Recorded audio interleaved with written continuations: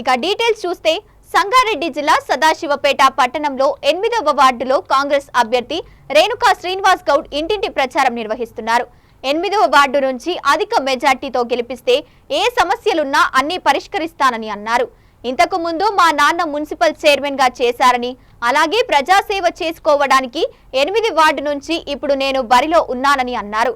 హనుమాన్ నగర్ కాలనీలో CC road, drainage problems అన్ని సమస్యలకు పరిష్కరిస్తానని, మహిళలకు ఉచిత కుట్టు మిషన్స్ నేర్పిస్తానని హామీ ఇచ్చారు. అన్నిటికీ కూడా ఇంతకుముందు చెప్పారు. మన పిల్లలకు మనము ఉద్యోగ అవకాశాలు కల్పించుకోవాలనే ఉద్దేశంతో మరి ఈరోజు కాంగ్రెస్ పార్టీ మీ ముందుకు వచ్చింది. మరి మీరు దీన్ని గ్రహించాలి. అదేవిధంగా మన తెలంగాణ సాధించుకున్నప్పుడు నీళ్లు నిధులు నియామకాలని చెప్పేసి మనం మాట్లాడుకోవడం జరిగింది. మరి వాటిని దృష్టిలో ఉంచుకొని మన చిత్తశుద్ధితో మన ఒక్కరోజన్నా చిత్తప్రభాకర్ గారు మరి ఏదన్నా ఇక్కడున్న బాధక సాధాల గురించి మాట్లాడిండా అది కూడా గ్రహించాలి. ఈ 2 టర్మ్ల నుంచి ఇక్కడ ఎప్పుడైనా కూడా ఎలక్షన్ ముందే వస్తున్నాడు, వచ్చేసి వాళ్ళకు మీకు ఇది చేపిస్తా, నేనున్నా, మీద పెద్ద మనిషి ఉన్నాడు అని చెప్పేసి హరీష్ రావు పేరు కూడా ఖరాబ్ చేస్తున్నాడు. మరి చింతప్రభాకర్ గారు ఎంత దుస్థితికి దిగిందనేది కూడా మొన్న ఎలక్షన్స్లో, ఎమ్మెల్యే ఎలక్షన్స్లో కూడా ఏ పార్టీ పదవికైనా కూడా నాకే ముందు కావాలని చెప్పేసి ముసలి కన్నీరు గార్చిండు. మరి అందులో ఉన్న నాయకులు ఏమన్నారు అన్నారు, మళ్ళీ అది కూడా గ్రహించాలి.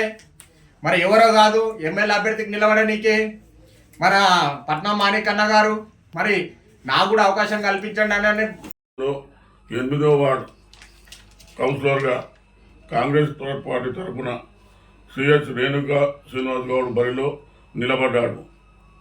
ఈరోజు సదాశివపేట 8వ వార్డుల గతంలో 10 ఏళ్ల నుంచి టీఆర్ఎస్ ఉంటే పనులు చేయలేదు, మరియు ఏ పని కూడా పట్టించుకోలేదు. మాకు కొత్తగా చేసిన పైసలు తీసుకుని అని చెప్పి జవాబు ఇచ్చారు.